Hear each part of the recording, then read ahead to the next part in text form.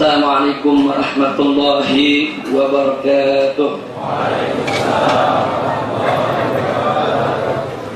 Bismillah, walhamdulillah, wassalatu wassalamu ala rasulillah wa ala alihi wa sahbihi wa mawalah. Allahumma anfa'na bima 'allamtana wa 'allimna ma yanfa'una. Allahumma zidna ilma warzuqna fahma wa atina hikmah. Allahumma barik lana fi majlisina hadha birahmatika ya arhamar rahimin.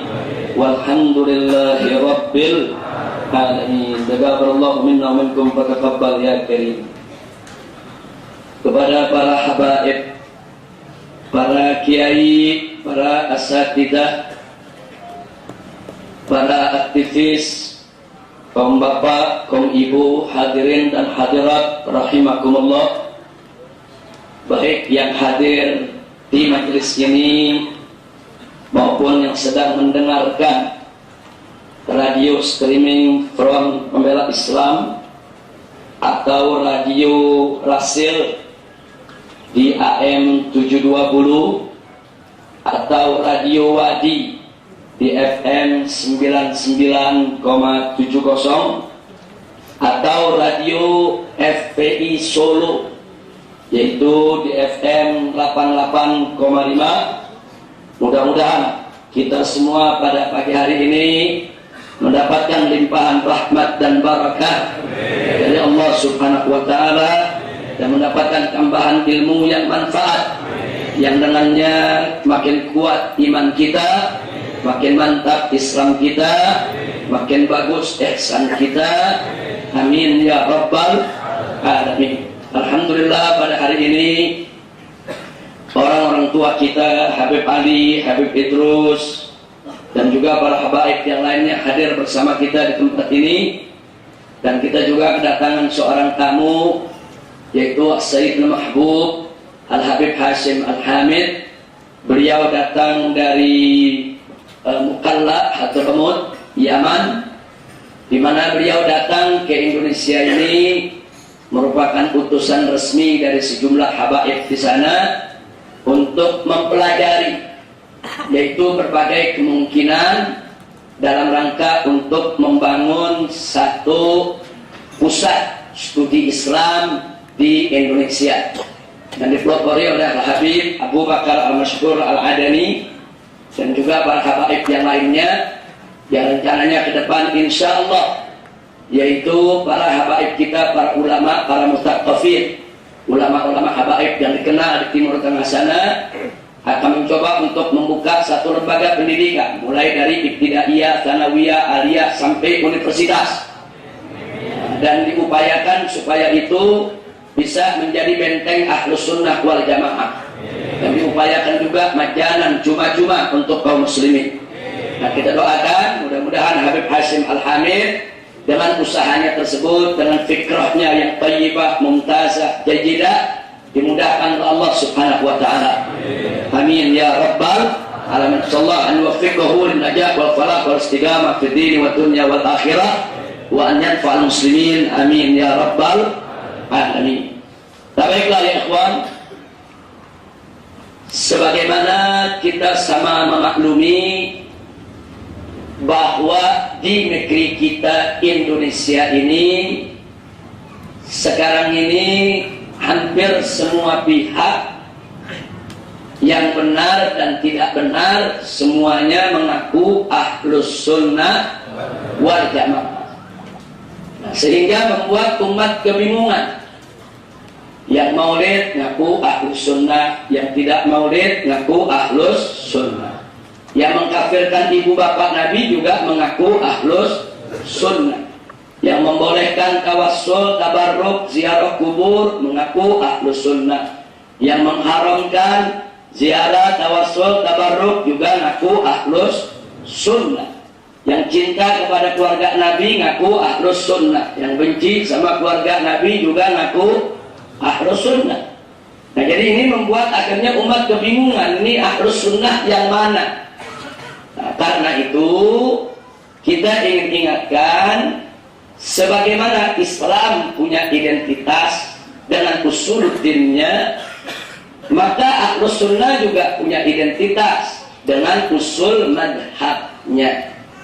Nah, pelajaran kita hari ini tidak mendalam, tapi secara sathiyah, dirasa sathiyah, kita ingin mengenal ciri-ciri daripada Ahlus Sunnah wal Jamaah, sehingga nanti kita jadi tahu siapa itu sebetulnya Ahlus Sunnah wal Jamaah, manhum Ahlus Sunnah wal Jamaah.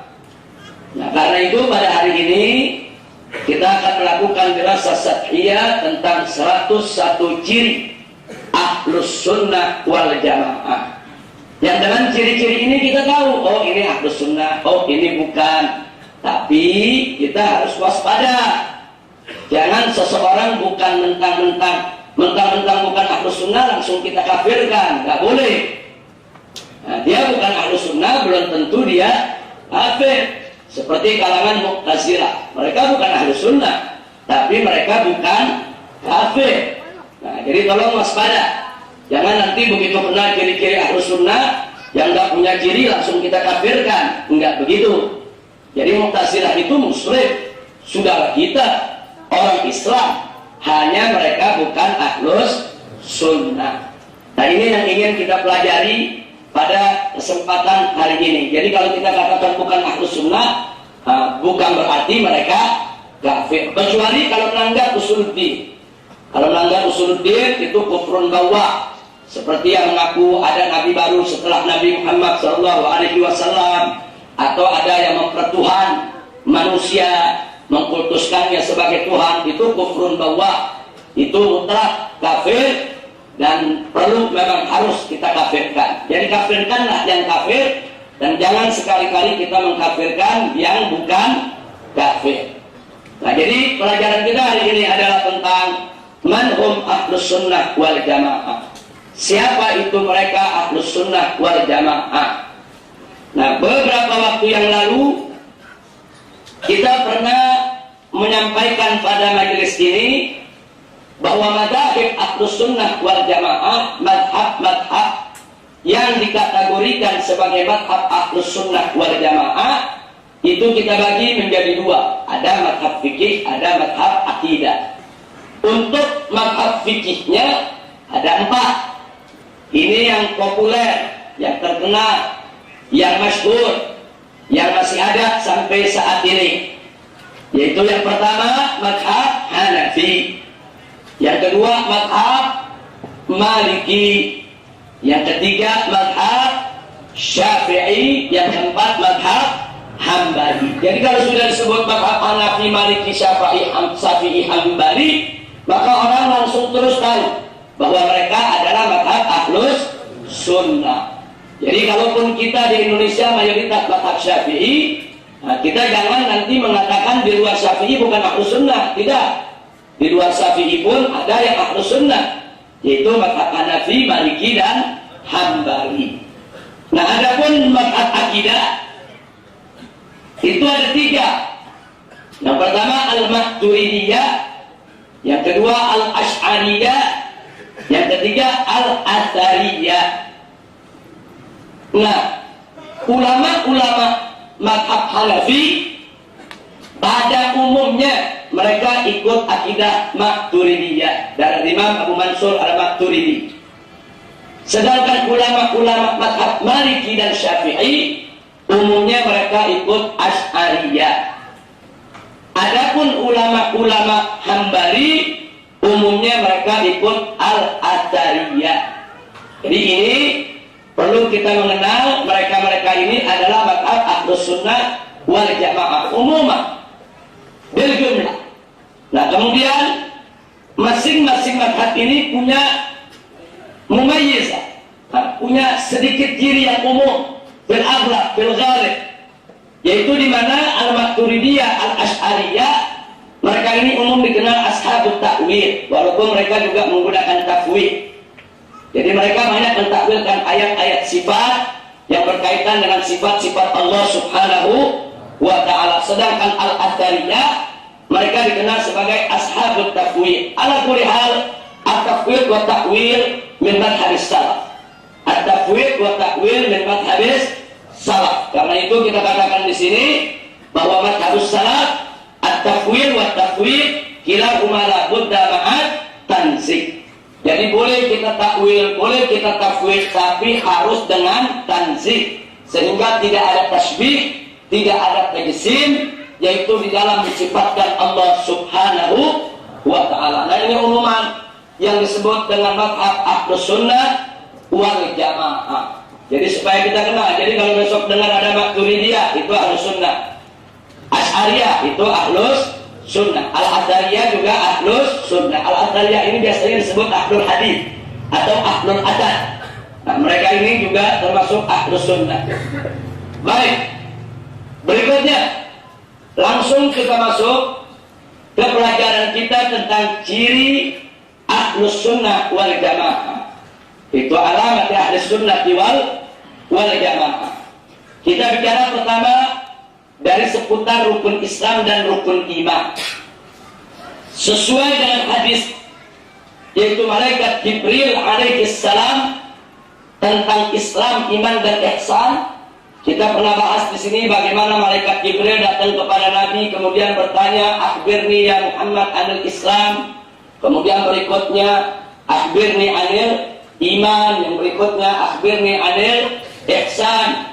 Ini hadis Jibril alaihissalam.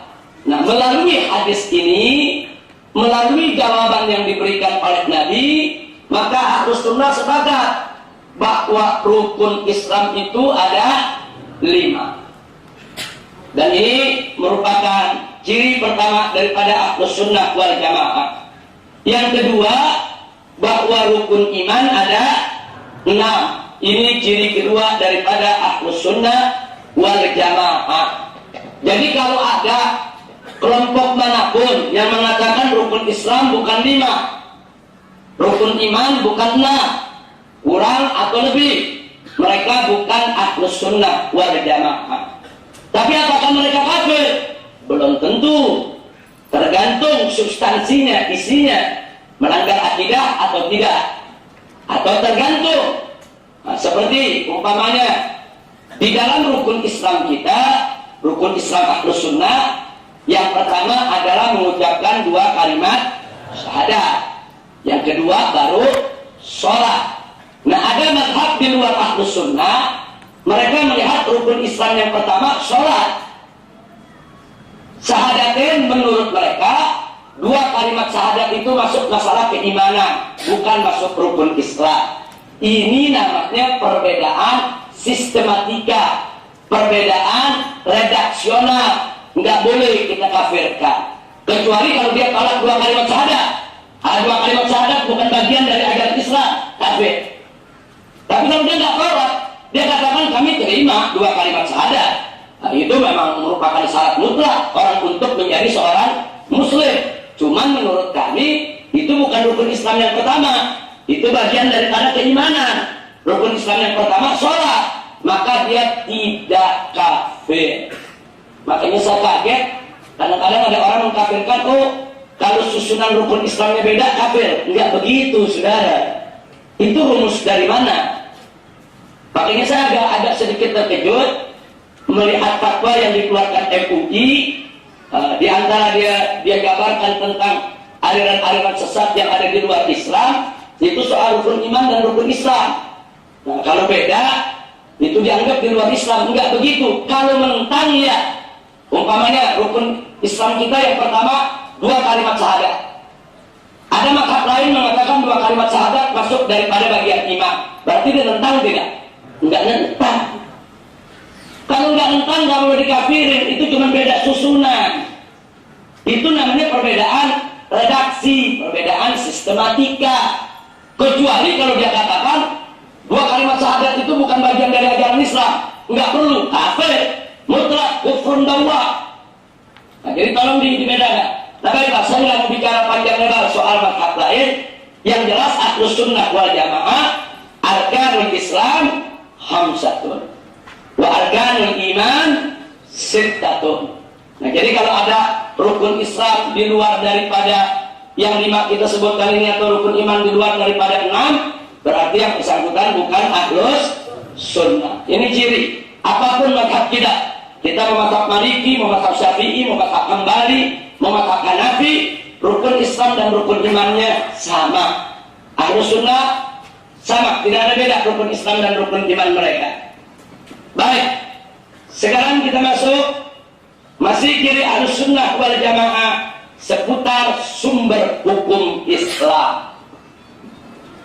Berdasarkan firman Allah dalam surat An-Nisa ayat 59.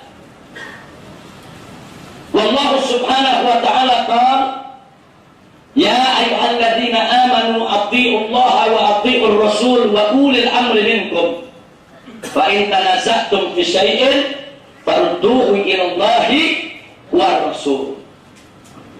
Dalam ayat ini Allah menyatakan orang-orang yang beriman ati Allah, taatilah Allah. Nah, ulama ahlus sunnah sepakat mentaati Allah berarti mentaati firman-Nya, hukumnya, aturannya, ajarannya yang tertuang di dalam Al-Quran. Maka itu ahlus sunnah wal jamaah sepakat. Berdasarkan ayat ini, sumber hukum Islam yang pertama adalah Al-Quran. Berarti ini merupakan ciri ahlus sunnah yang ketiga. Tadi dua sudah, rukun Islam dan rukun iman. Nah, kemudian dalam ayat ini wa ati'ur rasul, dan taatilah Rasulullah sallallahu alaihi wasallam. Mentaati Rasulullah berarti kita mengikuti, yaitu ucapannya, perbuatannya, tindakannya, keputusannya, ajarannya, tuntunannya, yang semua tertuang di dalam hadis, di dalam as-sunnah. Maka itu harus sunnah sepakat. Sumber hukum Islam yang kedua setelah Al-Quran adalah as-sunnah. Ini ciri harus sunnah yang keempat. Jadi kalau ada orang mengatakan ada yang didahulukan daripada Al-Quran, katakan akal harus lebih didahulukan daripada Quran. Quran setelah akal dulu baru Quran. Mereka bukan ahlus sunnah. Jadi ahlus sunnah itu selalu mengedepankan Al-Quran. Nah, yang kedua as-sunnah. Jadi kalau ada orang yang mengatakan cukup sumber hukum itu Al-Quran saja, as-sunnah tidak perlu, itu yang disebut inkar sunnah. Nah, inkar sunnah bukan ahlus sunnah wal jamaah. Pokoknya begitu dia tolak as-sunnah sebagai sumber hukum, dia bukan ahlus sunnah wal jamaah. Namanya saja ahlus sunnah. Dari namanya saja ahlus sunnah berarti berpegang teguh kepada as-sunnah. Nah, kemudian wa ulil amri minkum, kita diminta untuk mentaati ulil amri. Kebanyakan tafsir mengartikan ulil amri adalah ulama, bukan umar. Umar baru belakangan aja. Kebanyakan tafsir mengartikan ulil amri adalah ulama. Tapi ada sebagian tafsir mengartikan ulil amri adalah umara. Al-jam'u bainar ra'yain, bahwa ulil amri itu kalau dalam urusan dunia umara, kalau dalam urusan agama ulama.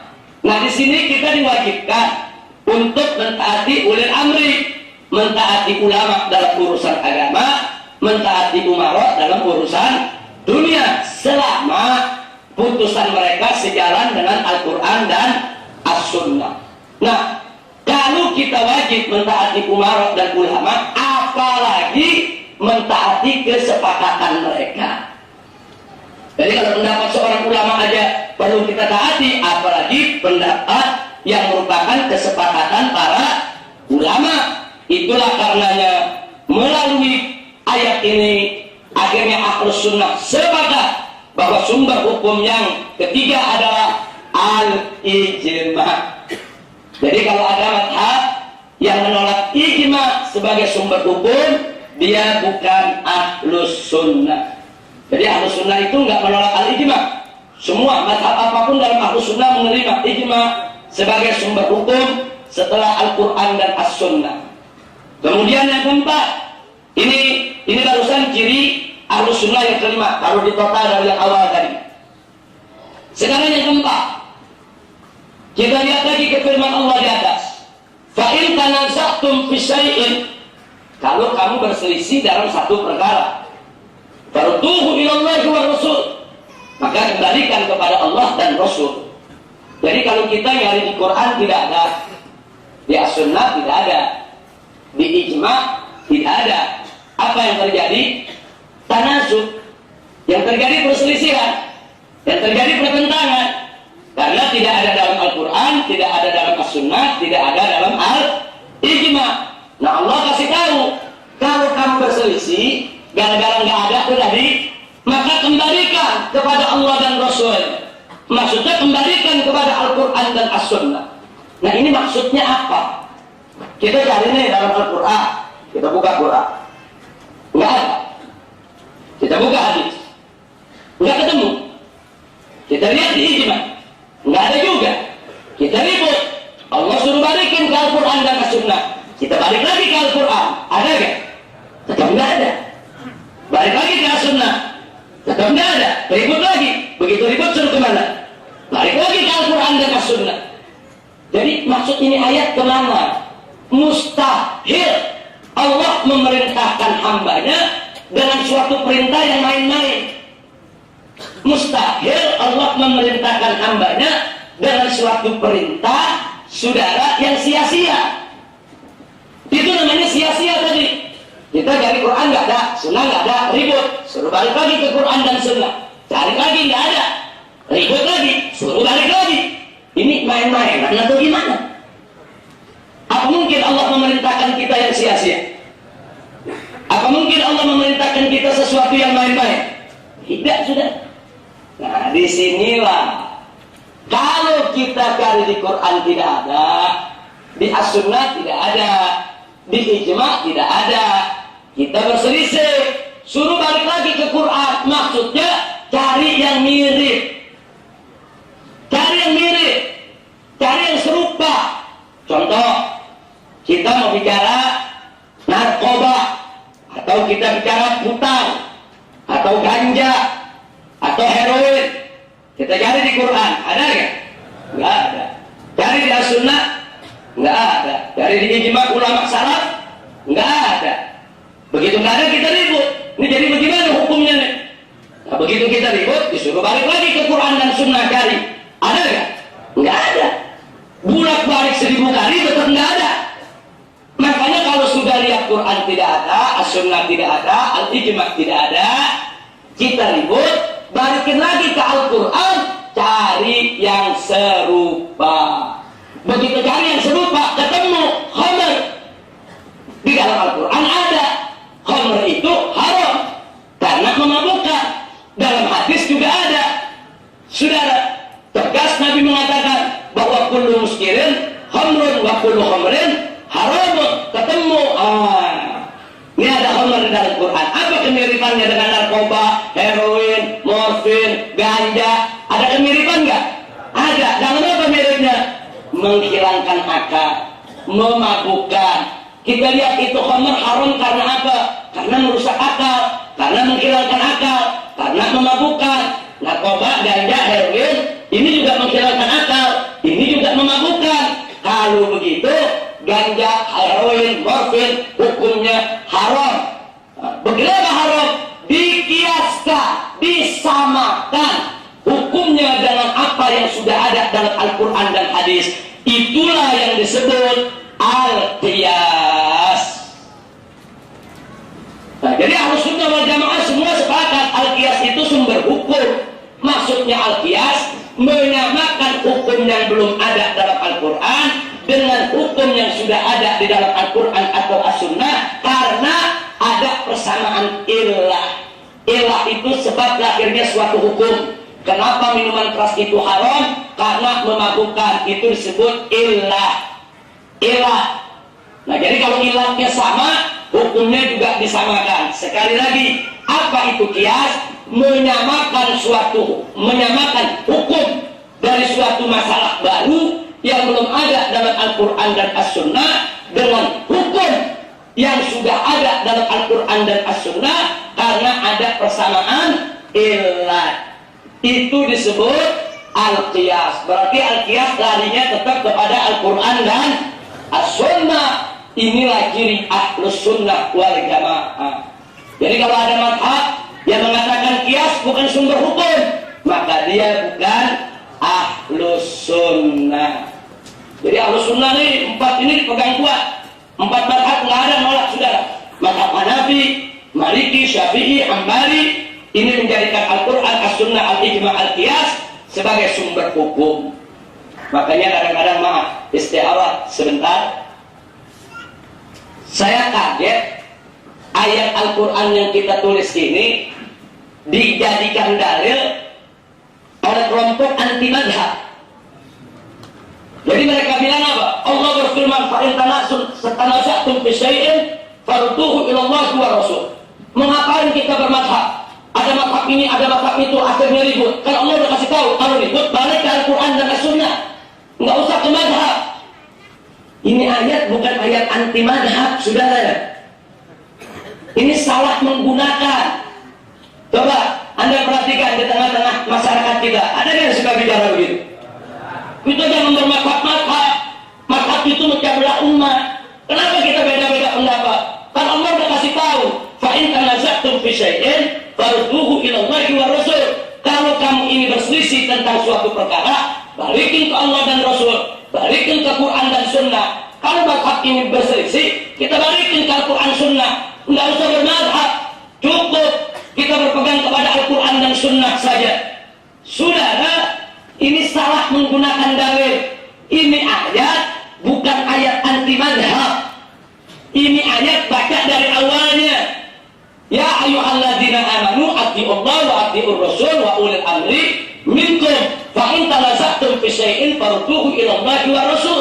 Hei orang-orang beriman, taatilah Allah, taatilah Rasul, dan taatilah ulil amri. Kalau kamu berselisih dalam suatu perkara, kembalikan kepada Allah dan Rasul. Jadi kita disuruh berpegang kepada Quran, Sunnah, dan Ijma'. Kalau kita berselisih karena tidak ada dalam Quran, tidak ada dalam Sunnah, tidak ada dalam Ijma', kembalikan kepada Al-Quran dan As-Sunnah. Untuk apa? Mencari masalah yang serupa, yang mirip, walaupun tidak sama, sehingga kita mudah untuk menggali hukumnya. Jadi ini ayat merupakan dalil bahwa umat Islam wajib berpegang kepada Al-Quran, As-Sunnah, Al-Ijma', Al-Qiyas. Apa ada dalam ayat tidak suruh anti madhab? Nggak ada. Lalu dijadiin ayat anti madhab sudah. Nah, ini tolong jangan menyalahgunakan ayat ya Allah. Jangan menyalahgunakan ayat. Ayat ini dibahas dalam panjang lebar dalam semua kitab usul fikih sudah. Kalau kita belajar usul fikih, ayat ini dibahas dengan panjang lebar pada saat membahas soal Al-Quran, As-Sunnah, Al-Ijma' dan Al-Qiyas. Baik. Kita lanjutkan. Sudah 6 kita dapatkan ciri Ahlus Sunnah wal Jamaah. Sekarang seputar Al-Quran. Apa ciri Ahlus Sunnah? Seputar Al-Quran yang pertama adalah Ahlus Sunnah sepakat bahwa Al-Quran adalah kalam Allah, bukan makhluk. Jadi kalau ada yang mengatakan Al-Quran itu makhluk, dia bukan Ahlus Sunnah. Siapa mengatakan Al-Quran itu makhluk? Mu'tazilah. Mu'tazilah itu mengatakan Al-Quran itu makhluk. Tetapi Ahlus Sunnah mengatakan Al-Quran itu kalam Allah. Nggak boleh dikatakan. Nah ini ciri perlu kita ketahui. Jadi seluruh Ahlus Sunnah sepakat bahwa kalam Allah tidak boleh disebut makhluk. Nah dan dalam mazhab Syafi'i, Asy'ari khususnya, nah kecuali kalau mushaf Qur'annya. Kalau mushaf Qur'annya boleh kita bilang makhluk, memang makhluk. Tintanya makhluk, kertasnya makhluk. Nah kalau ada orang baca bacaan si qori, ya memang suara itu keluar dari pita suaranya. Pita suaranya makhluk.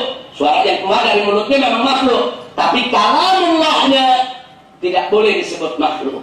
Nah inilah ciri Ahlus Sunnah wal Jamaah yang ketujuh. Nah, ini kalau nggak nyatet sayang betul ini. Nah, tapi paling nggak kalau yang nggak nyatet bisa merekam. Ya kalau nggak merekam nanti ya berarti nunggu bulan depan baru ada rekamannya. Baik, yang kedua masih tentang Al-Quran. Ahlus Sunnah sepakat bahwa redaksi dan makna Al-Quran datang dari Allah. tidak sekali-kali diterjemahkan oleh Nabi Muhammad. Karena ada pendapat yang mengatakan Allah itu bicara dengan bahasa Tuhan yang manusia tidak ngerti. Cuma Nabi yang ngerti. Nah kemudian bahasa Tuhan itu diterjemahkan oleh Nabi dalam bahasa Arab. Tapi begitu ditanya bahasa Tuhannya bahasa apa, yang ngomong sendiri nggak tahu bahasa apa. Nah ini namanya akidah menghayal, saudara. Nah, kita kalau bicara akidah dalilnya mesti qat'i dari Al-Quran atau As-Sunnah, jangan menghayal. Nggak boleh kita menghayal. Nah ini yang perlu kita ketahui. Jadi Ahlus Sunnah sepakat redaksi dan makna Al-Quran datang dari Allah. Ini ciri Ahlus Sunnah yang ke-8. Pokoknya kalau ada mengatakan di luar ini, berarti dia bukan Ahlus Sunnah wal Jamaah. Nah apalagi kalau ada yang mengatakan Al-Quran itu hasil kong kali kong Muhammad dan sahabat. Ini bukan Nabi, bukan Ahlus Sunnah, kafir. Nah ini seperti yang dilakukan oleh kaum liberal. Dalam buku Lubang Hitam Agama, saudara, dia katakan Al-Quran hasil kong kali kong antara Muhammad dan para sahabat. Apalagi kalau ada yang mengatakan Al-Quran itu kitab suci paling porno di dunia. Ini kufrun bawah, kafir kalau dia tidak bertobat kepada Allah.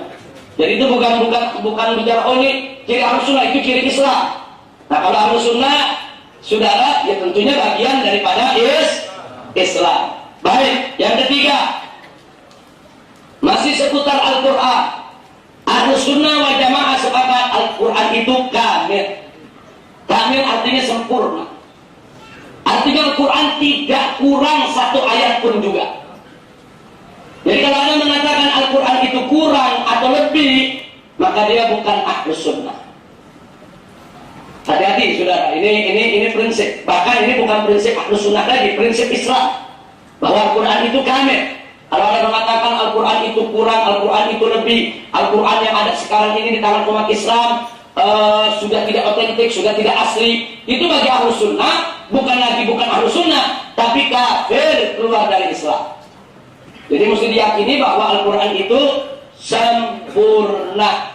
Nah, karena sudah dijamin oleh Allah Subhanahu wa taala, inna nahnu nazzalna dzikra wa inna lahu lahafizun. Allah yang jaga Al-Quran. Dan syamil itu komprehensif, menyeluruh.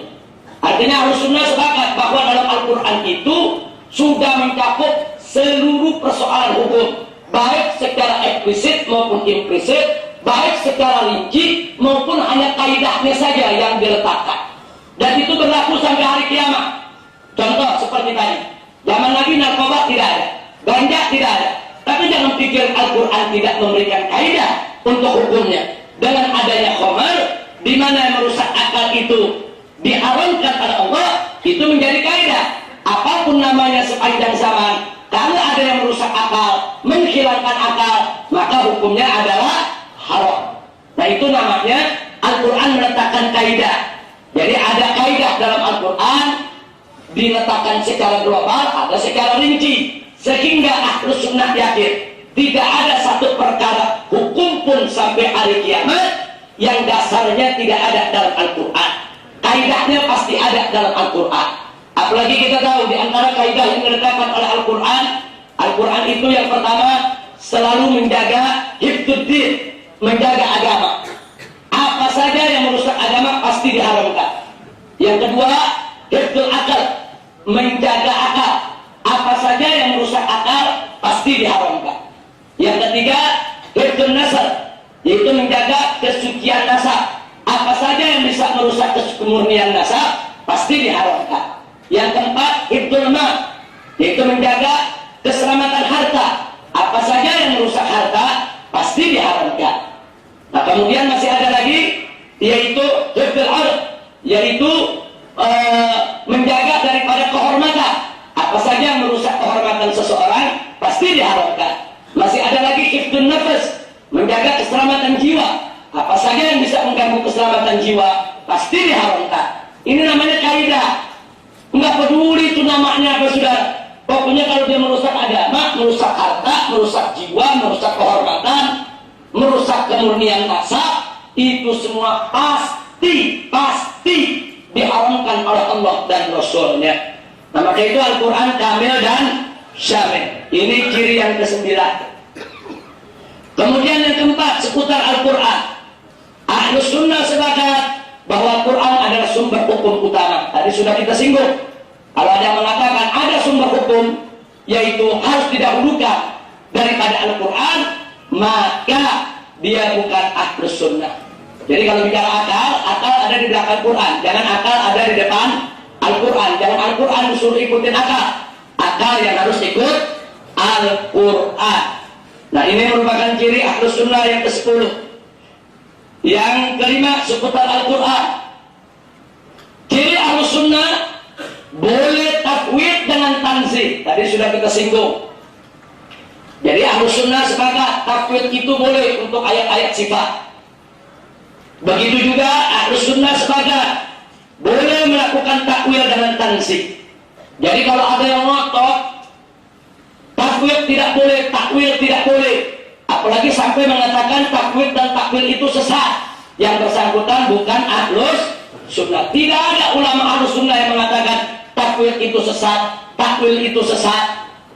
Dan takwil dan takwil itu menurut ahlus sunnah wal jamaah boleh untuk dilakukan dengan syarat harus ada tanzih, tetap mensucikan Allah. Tidak boleh ada tasbih, menyerupakan Allah dengan makhluk. Tidak boleh ada taksib, menjasmanikan Allah, mempunyai suatu bentuk seperti makhluk. Itu tidak boleh terjadi. Nah, ini ciri ahlus sunnah wal jamaah. Jadi kalau anda lihat ada orang ngotot ngata-ngatain takwil nggak boleh, takwil bid'ah, takwil itu musyrik, dia bukan ahlus sunnah wal jamaah. Nah, kalau soal dia lebih suka takwil daripada takwil, dia nggak mau pakai takwil, silakan, itu haknya. Tapi begitu dia katakan takwil sesat, takwil musyrik, maka kita tahu yang bersangkutan bukan ahlus sunnah. Walaupun dia bersumpah sejuta kali teriak-teriak, demi Allah aku ini ahlus sunnah. Kita nggak lihat sumpahnya, kita nggak lihat pengakuannya, tapi kita lihat pemikirannya, kita lihat i'tiqadnya, kita lihat keyakinannya. Kalau pemikiran, keyakinan, i'tiqad ternyata dia tidak sesuai dengan ahlus sunnah, walaupun dia membuat pengakuan sejuta kali dengan sumpah sejuta kali, tetap yang bersangkutan bukan ahlus sunnah. Nah, ini seputar Al-Quran. Jadi sampai di sini kita sudah dapat 12 ciri ahlus sunnah wal jamaah. Berikutnya, ciri ahlus sunnah wal jamaah seputar as-sunnah, seputar hadis. Pertama, ahlus sunnah wal jamaah sepakat bahwa hadis adalah sumber hukum Islam yang kedua, al-masdar tsani. Sumber hukum Islam yang kedua. Kenapa? Karena Nabi diutus oleh Allah sebagaimana Allah firmankan dalam Al-Quran, litubayyina linnasi ma nuzzila ilaihim. Untuk kau jelaskan ya Rasul, untuk kau jelaskan hai Nabi, untuk kau jelaskan ya Muhammad kepada mereka tentang apa yang diturunkan oleh Allah untuk mereka. Litubayyina linnas, untuk kau jelaskan. Nah, manusia yang paling paham isi kandungan Al-Quran adalah Nabi Muhammad Sallallahu Alaihi Wasallam. Kenapa? Karena wahyu itu diberikan oleh Allah kepada beliau. Beliau yang terima langsung itu wahyu melalui malaikat Jibril, sehingga beliau yang paling paham isi kandungan Al-Quran. Karena itu manusia yang paling berhak untuk menafsirkan Al-Quran adalah Nabi. Jadi jangan coba-coba tafsir kita mengalahkan tafsir Nabi. Jangan coba-coba penjelasan kita mengalahkan penjelasan Nabi. Tafsir Nabi diutamakan, penjelasan Nabi diutamakan. Selain itu datang setelah Nabi sudah. Nah, ini yang nggak boleh kita lupa. Nah, inilah ciri ahlus sunnah yang ke-13. Yang berikutnya, ahlus sunnah sepakat bahwa hadis mutawatir bersifat qat'i. Hadis mutawatir bersifat qat'i. Maksudnya sampainya dari Nabi kepada kita mutlak benar, pasti benar, mustahil salah. Tidak mungkin itu berita bohong. Jadi pokoknya kalau udah qat'i mutlak, itu betul-betul Nabi mengatakan sedemikian rupa. Jadi kalau hadis mutawatir jangan coba-coba kita tolak. Hadis mutawatir itu sesuatu yang mutlak benar, pasti benar bahwa Nabi memang bersabda seperti itu. Itu mutawatir. Qat'i dari segi thubut, dari segi wurud. Ini sepakat ahlus sunnah wal jamaah. Nah, ini merupakan ciri yang ke-14. Kemudian yang berikutnya yaitu bahwa hadis ahad bersifat dhonni, meyakinkan dan harus kita yakini, tapi tidak mencapai derajat qat'i. Nah, ini hadis ahad bersifat dhonni, sehingga di sini timbul berbagai macam perbedaan untuk orang tidak sembarangan saling mengkafirkan dalam persoalan hadis ahad. Kalau hadis mutawatir ditolak kafir, saudara. Nah, sedangkan hadis ahad ini ada rincian. Saya tidak akan membahas di sini mendalam, kecuali mereka yang belajar secara khusus. Ini kita bahas secara mendalam setiap poinnya. Tapi di pengajian ini dirasa sathiyah. Nah, baik, ini ciri Ahlus Sunnah yang ke-15. Kemudian yang berikutnya, Ahlus Sunnah wal Jamaah sepakat bahwa hadis sahih atau hadis hasan adalah dalil untuk hukum dan akidah. Pokoknya suatu hadis kalau sudah sahih, dia merupakan dalil untuk hukum dan akidah, walaupun itu hadis ahad. Nah, ini saya tekankan karena ada mazhab di luar sana, mereka mengatakan hadis ahad tidak boleh digunakan dalam akidah, sehingga mereka menolak ada pertanyaan munkar nakir dalam kubur. Mereka bilang nggak ada itu pertanyaan munkar nakir dalam kubur. Nah, begitu kita tunjukkan ini hadisnya, mereka bilang itu kan hadisnya ahad. Soal pertanyaan munkar nakir dalam kubur kan soal akidah. Soal akidah harus hadis mutawatir, nggak boleh hadis ahad. Maka orang bersangkutan bukan Ahlus Sunnah. Nah, ini saya ingatkan, Ahlus Sunnah wal Jamaah meyakini bahwa hadis ahad kalau sudah merupakan hadis sahih wajib dijadikan dalil dalam akidah. Maka itu saudara, Ahlus Sunnah yakin pertanyaan munkar nakir ada, azab kubur ada, sirat itu ada, mizan itu ada, padang mahsyar itu ada. Yakin Ahlus Sunnah wal Jamaah walaupun hadisnya ahad. Selama hadisnya sahih, kenapa mesti diragukan? Nah, ini yang perlu kita ingatkan.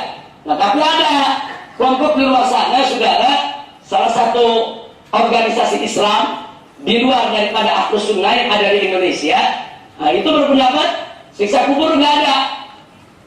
Kemudian dia berpendapat juga bahwa pertanyaan munkar nakir nggak ada.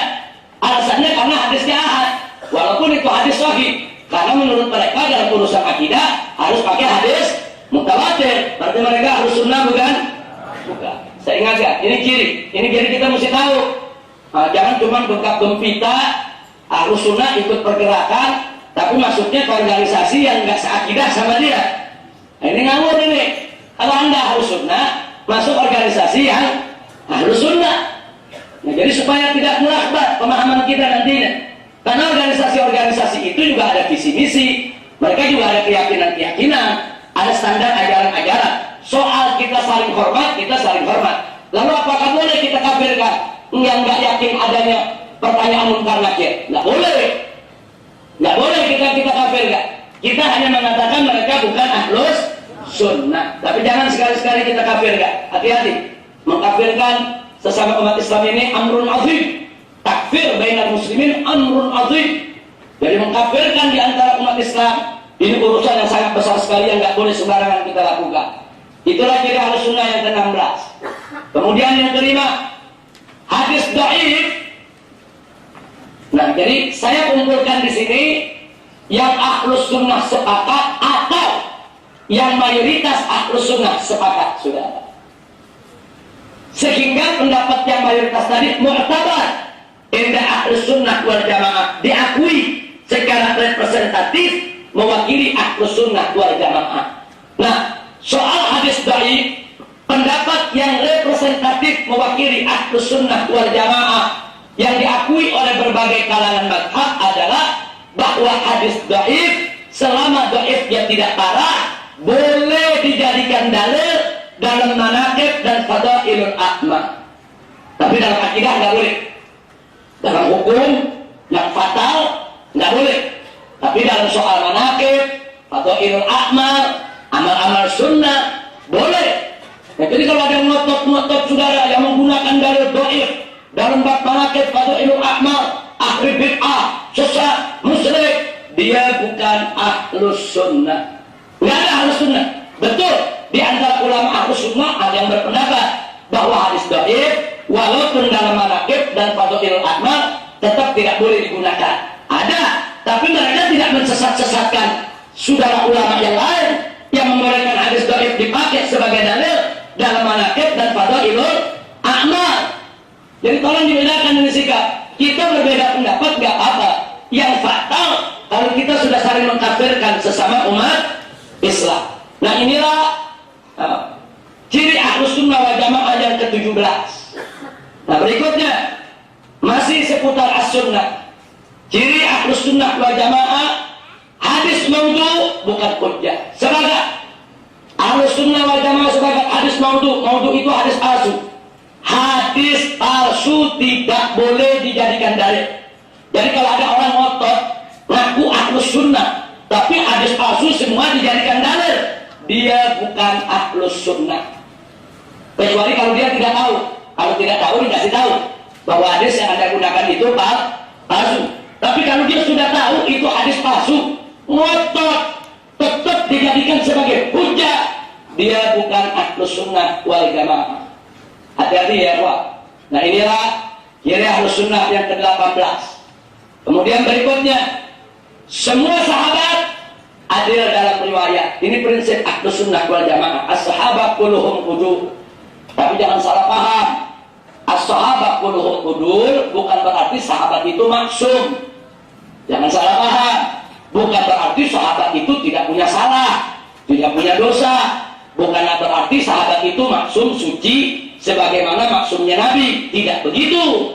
Saudara, ahlus sunnah hanya mengatakan mereka adil dalam riwayat, dalam arti kata mereka di dalam meriwayatkan apa yang mereka dapat dari Nabi, tidak ada yang berdusta. Tidak ada yang berdusta atas nama Nabi. Tidak ada satu sahabat pun terbukti dia berdusta menggunakan nama Nabi. Saudara, ini yang dimaksud adil.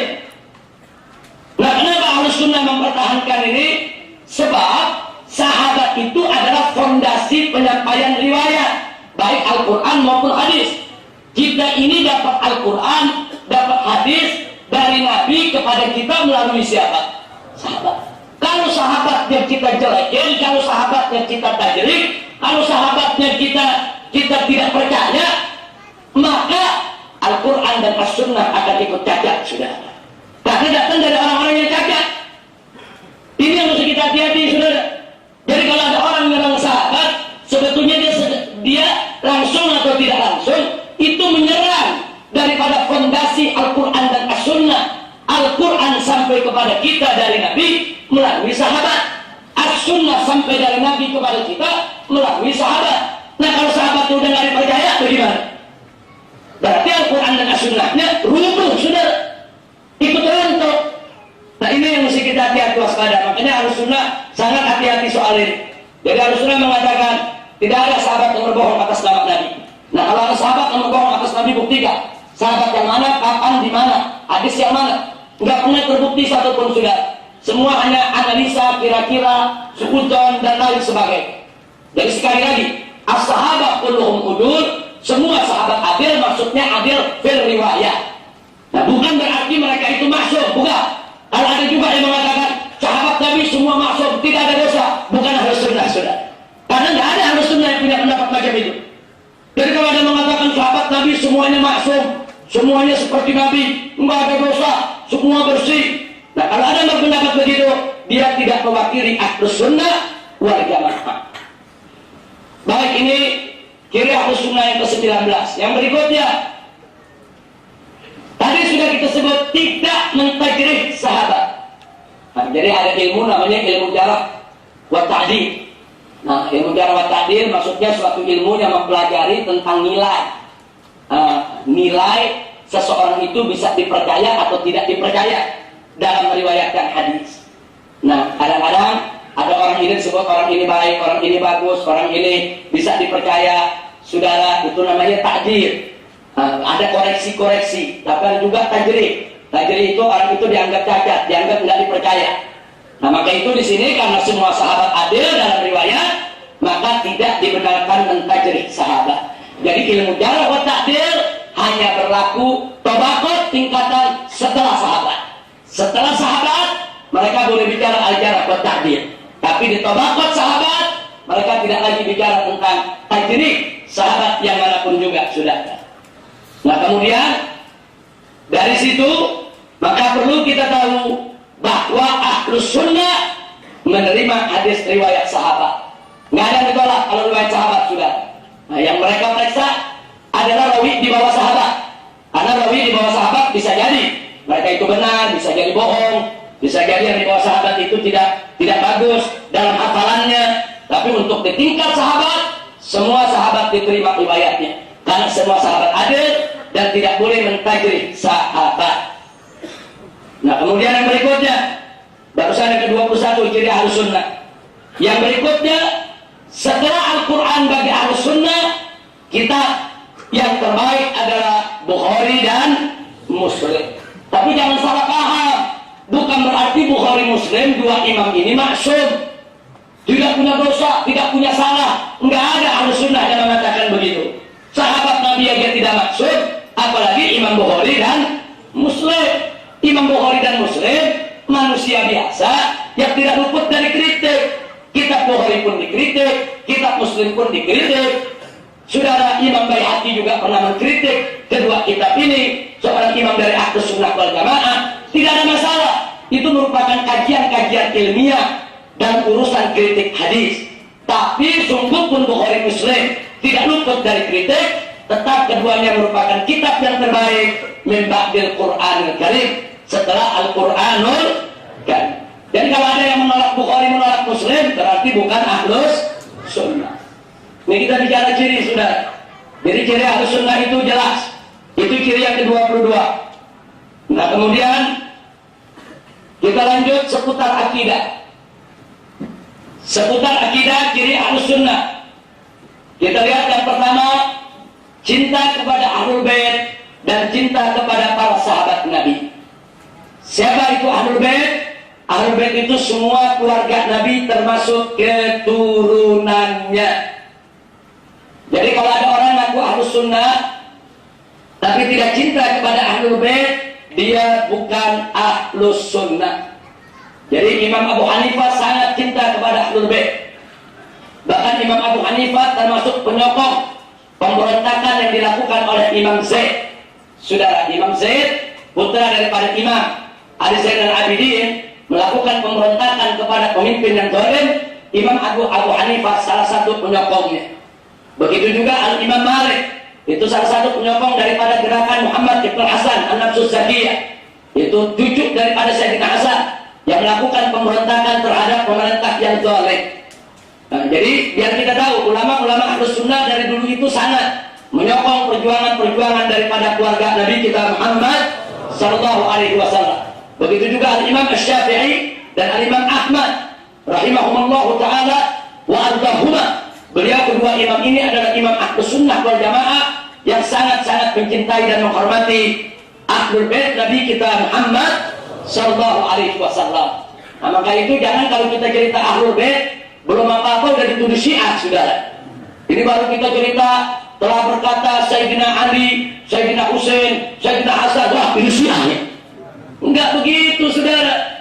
Itu Sayyidina Ali, Sayyidina Hasan, Sayyidina Husain, Sayyidatuna Fatimah Zahra, itu semua adalah milik umat Islam. Mereka bukan milik Syiah. Mereka milik umat Islam. Milik Syiah, milik Ahlus Sunnah, milik Mu'tazilah, milik Qadariyah, Jabariyah, Murji'ah, semuanya wajib untuk cinta kepada Ahlul Bait Nabi kita Muhammad sallallahu alaihi wasallam. Kalau ada yang coba-coba menghina keluarga Nabi, menghina Sayyidina Ali dengan menyalah-nyalahkan Sayyidina Ali, saudara, pada saat terjadi peperangan antara Sayyidina Ali dengan Aisyah, Zubair, Thalha, Muawiyah dan lain sebagainya, ketahuilah yang bersangkutan bukan Ahlus Sunnah. Ahlus Sunnah nggak ada ngalahin Sayyidina Ali dan soal itu, sudah. Jadi kalau apalagi kalau ada yang mencaci-maki Sayyidina Husain, kemudian nyala-nyalain Sayyidina Husain pada saat melakukan pemberontakan terhadap Yazid yang zalim, maka itu yang bersangkutan bukan Ahlus Sunnah. Jadi Ahlus Sunnah itu cintanya sama Ahlul Bait luar biasa. Nah, ini yang perlu kita ingatkan saudara, dari dulu sampai hari ini cinta Ahlus Sunnah kepada Ahlul Bait tidak pernah luntur. Maka itu kalau Anda mendengar ada riwayat-riwayat yang disampaikan oleh seorang ulama bicara tentang riwayat dari Sayyidina Ali, Sayyidina Hasan, Sayyidina Husain, Siti Fatimah, jangan langsung serta-merta menuduh Syiah. Jadi seolah-olah Ahlus Sunnah ini benci Ahlul Bait. Enggak begitu saudara. Yang benci Ahlul Bait bukan Ahlus Sunnah. Begitu juga sahabat. Ahlus Sunnah sepakat bahwa mereka semua cinta kepada para sahabat Nabi, saudara.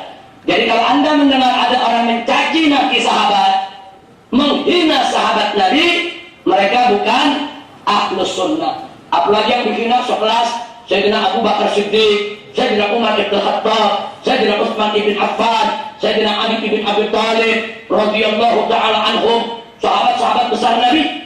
Sayyidina Abu Bakar sahabat Nabi dari kecil, sahabat Nabi dari awal Islam, mengorbankan segala yang dimilikinya. Udah gitu beliau adalah mertua Nabi, saudara. Jadi tidak pantas, tidak patut untuk siapapun merendahkan atau menghina Sayyidina Abu Bakar Siddiq. Begitu juga Sayyidina Umar ibn Khattab, luar biasa. Sebelum beliau masuk Islam, Nabi sangat berharap beliau masuk Islam. Sampai Nabi doain dia masuk Islam, saudara. Saking apa? Saking umat Islam membutuhkan, yaitu orang-orang seperti Sayyidina Umar masuk dalam Islam. Sayyidina Umar sudah berkorban, sudah berjuang, dan beliau adalah mertua Nabi kita Muhammad Shallallahu Alaihi Wasallam. Nggak pantas kita bicara hal-hal yang jelek tentang Sayyidina Umar ibn Khattab. Begitu juga Sayyidina Utsman ibn Affan mengawini dua putri Nabi. Habis kawin dengan yang pertama, kemudian meninggal dunia, sedih. Nabi tawarin anak yang berikutnya, sudah. Nah, jadi kita lihat bagaimana cintanya Nabi kepada Sayyidina Utsman. Sayyidina Utsman mantu Nabi. Nggak pantas untuk kita bicarakan hal-hal yang jelek tentang Sayyidina Utsman. Begitu juga Sayyidina Ali, sepupu Nabi. Dari kecil dipelihara oleh Nabi, yang mewarisi daripada ilmu Nabi, dan dikawinkan kepada putri kesayangan Nabi, saudara. Dan beliau juga menantu Nabi. Nggak pantas kita bicara hal-hal yang nggak bagus, yaitu tentang Sayyidina Ali bin Abi Thalib. Inilah ciri Ahlus Sunnah wal Jamaah, cinta kepada para sahabat Nabi radhiyallahu anhum. Begitu juga cinta kepada para istri Nabi. Saudara, cinta kepada Sayyidatuna Khadijah, Sayyidatuna Aisyah, Sayyidatuna Hafsah, Maimunah, Maria, dan lain sebagainya. Semua istri Nabi Ummahatul Mukminin wajib untuk kita mencintai. Jangan bicara yang jelek tentang mereka, saudara. Nah, saya mau tanya yang hadir di sini, kalau Anda punya istri, tahulah istri kita memang jelek, tapi diceritain orang di mana-mana kejelekan. Kira-kira gimana, saudara? Nggak jujur aja, kita suka atau tidak? Suka atau tidak? Walaupun istri kita jelek memang, tapi diceritain, suka tidak? Apalagi kalau istri kita tidak jelek, istri kita bagus. Kalau jelek-jelekin orang, kira-kira marah tidak? Nah, sekarang coba bayangkan, Nabi punya istri, terlepas dari istrinya jelek atau tidak, saudara, terus kita ceritain, apa pantas? Itu kalaupun istri Nabi jelek, nggak pantas diceritain. Apalagi istri Nabi nggak jelek. Istri Nabi itu mukminat, solehat, orang perempuan-perempuan mukmin yang soleh bertakwa kepada Allah. Dengan hak apa kita ceritakan mereka, saudara? Andai kata pun mereka ada salah, pantas kita mempergunjingkan istri Nabi. Inna lillahi wa inna ilaihi raji'un. Jaga mulut kita, hati-hati, saudara. Ini ciri Ahlus Sunnah. Kira-kira jelas tidak? Baik, yang berikutnya, ciri Ahlus Sunnah wal Jamaah tidak mengkafirkan Ahlul Qiblah. Jadi Al-Imam Abu Hasan Al-Asy'ari sebelum wafat, beliau mengatakan kepada murid-muridnya, "Ishhadu annani la ukaffiru ahadan min Ahlul Qiblah." Saksikanlah bahwa aku tidak mengkafirkan seorang pun daripada Ahlul Qiblah. Makanya tadi saya katakan, Ahlus Sunnah nggak pernah mengkafirkan Mu'tazilah. Walaupun dalam soal beberapa akidah kita berbeda dengan Mu'tazilah, tapi mereka termasuk Ahlul Qiblah. Nggak boleh kita kafirkan, saudara. Ini akhlak Ahlus Sunnah wal Jamaah. Ini Mu'tazilah mengatakan Al-Quran makhluk. Beda akidah dengan Ahlus Sunnah. Nggak ada Ahlus Sunnah mengkafirkan Mu'tazilah. Zaman sekarang gara-gara maulid orang dikafirin. Ini apa pasalnya, saudara? Ini menunjukkan kedangkalan ilmunya, kedangkalan pengetahuannya. kedangkalan pemahamannya soal Islam. Dia tidak bisa membedakan mana usul, mana furu'. Seenaknya mengkafir-kafirkan orang. Ziarah kubur dikafirkan, tawasul dikafirkan, tabarruk dikafirkan, saudara. Padahal itu masalah khilafiyah dalam furu'ul akidah antara ulama ahli sunnah wal jamaah. Ini Mu'tazilah sudah jelas-jelas berbeda dengan ahli sunnah wal jamaah. Nggak ada ahli sunnah mengkafirkan mereka. Nah, jadi hati-hati, jangan sembarangan kita mengkafirkan mazhab di luar ahlus sunnah, kecuali yang kufur bawa, kecuali yang terang-terangan kafir, menuhankan seseorang atau mengakui ada nabi setelah Nabi Muhammad, wajib untuk kita kafirkan, sudah. Nah, tapi kalau tidak sampai batas itu, nggak boleh sembarangan untuk kita kafirkan. Inilah ciri ahlus sunnah wal jamaah yang ke-24. Kemudian yang berikutnya, ahlus sunnah percaya dan yakin ada siksa kubur dan ada nikmat kubur, saudara.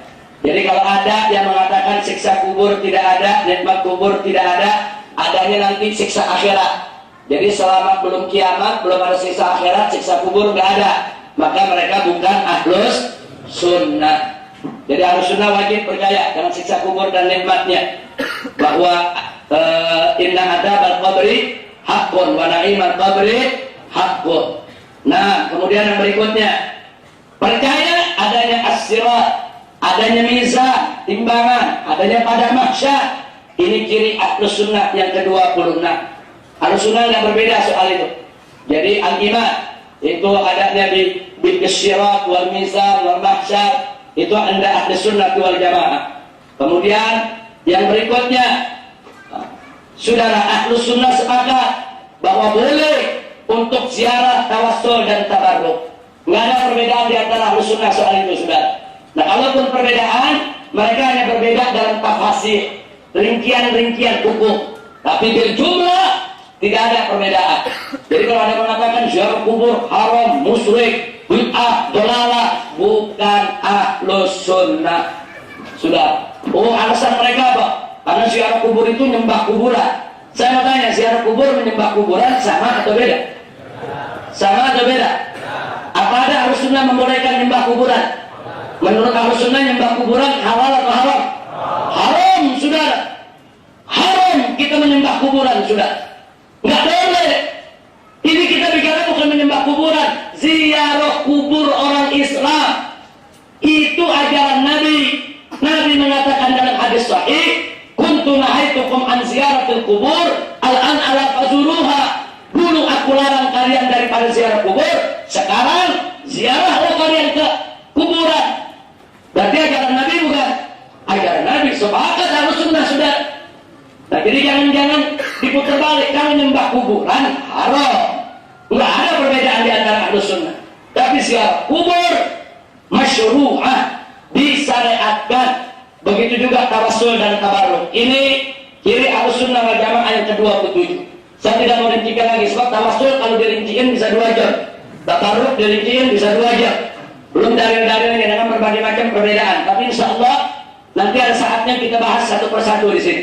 Tawassul kita jadikan bab sendiri, tabarruk kita jadikan pelajaran sendiri, insya Allah. Baik, yang berikutnya, ciri ahlus sunnah yang ke-28, membagi 2 bid'ah. Bid'ah itu ada yang hasanah, ada yang sayyi'ah. Sudah kita bahas pada beberapa bulan yang lalu selama 2 kali pengajian tentang bid'ah. Yang mengatakan bid'ah satu macam itu ada 3 ulama yang terkena. Yang pertama Imam Syaukani dari Zaidiyah, kedua Imam San'ani dari Zaidiyah, yang ketiga adalah Syekh Ibn Taimiyah rahimahumullah ta'ala. Jadi ya, Ibn Taimiyah berjumlah secara global termasuk ulama ahlus sunnah wal jamaah.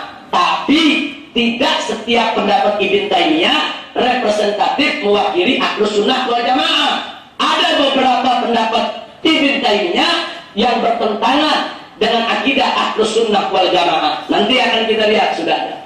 Nah, salah satunya dalam soal ini, Ibn Taimiyah mengatakan bid'ah itu cuma satu macam, bid'ah dolalah, tidak ada bid'ah yang kedua. Kita hormati, kita hargai itu pendapat. Tapi pendapat tersebut tidak representatif mewakili daripada pendapat ahlus sunnah wal jamaah. Pendapat ahlus sunnah wal jamaah yang muktabar dari mazhab Hanafi, Maliki, Syafi'i, Hambali, bahwa bid'ah dibagi menjadi dua, bid'ah hasanah dan bid'ah sayyi'ah. Inilah ciri Ahlus Sunnah yang ke-28.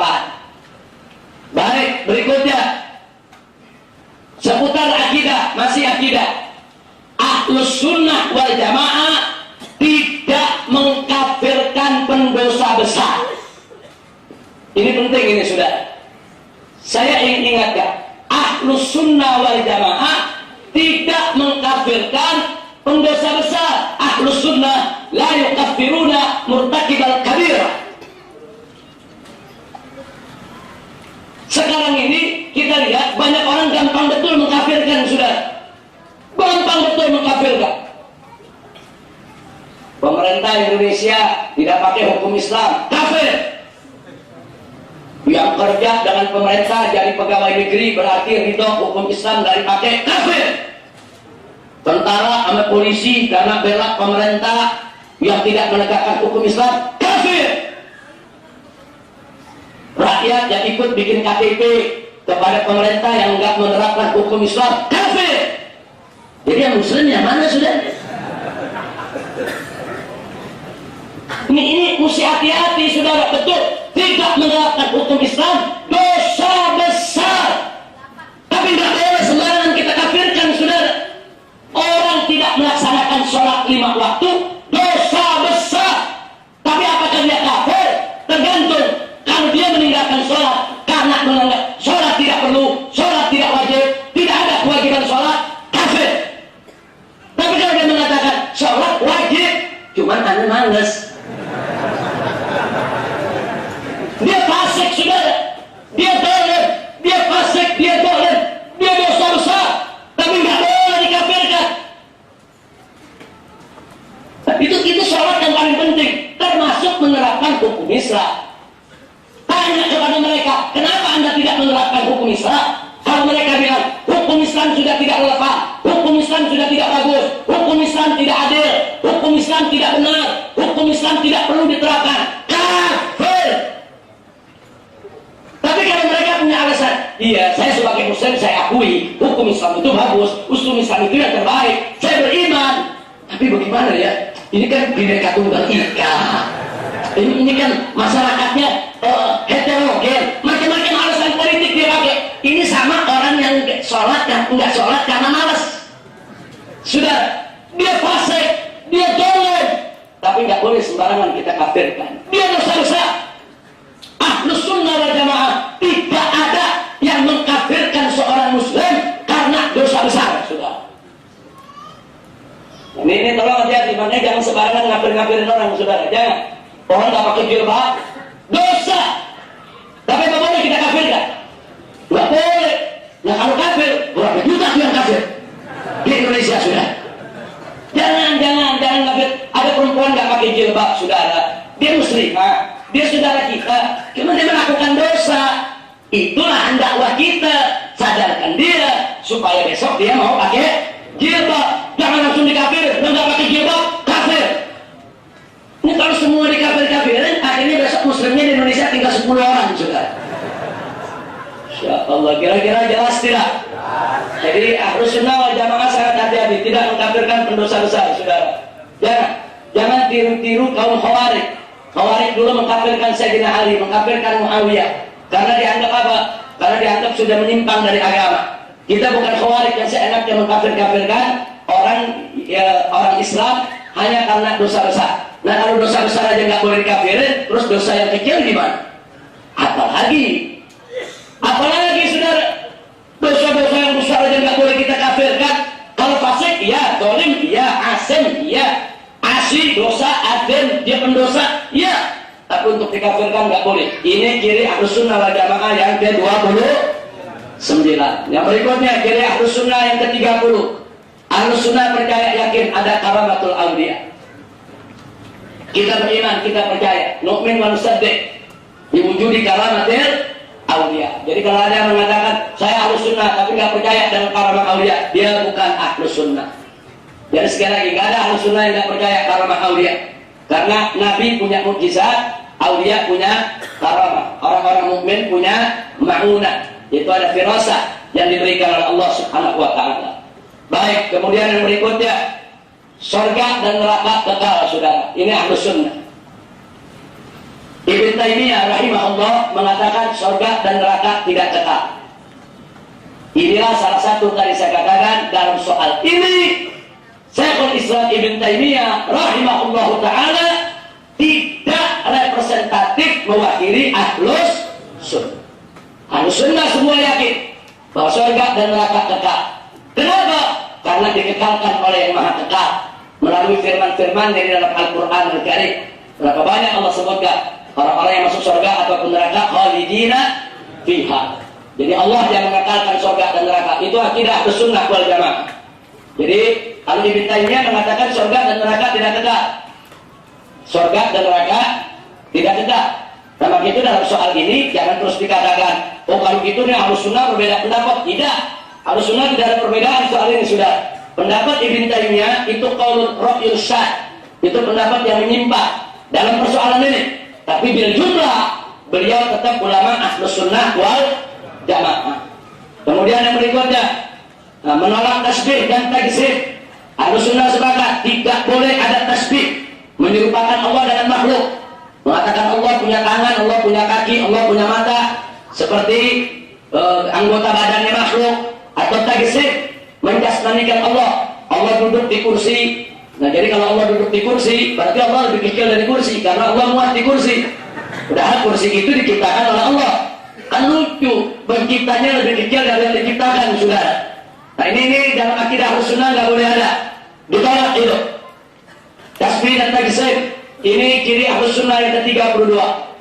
Berikutnya ciri Ahlus Sunnah, haji dan ziarah paket syar'i. Kenapa ini saya garis bawahi? Di Indonesia sekarang ini ada yang teriak, saudara-saudara, kalau Anda bikin haji, bikin umrah, nggak perlu ziarah.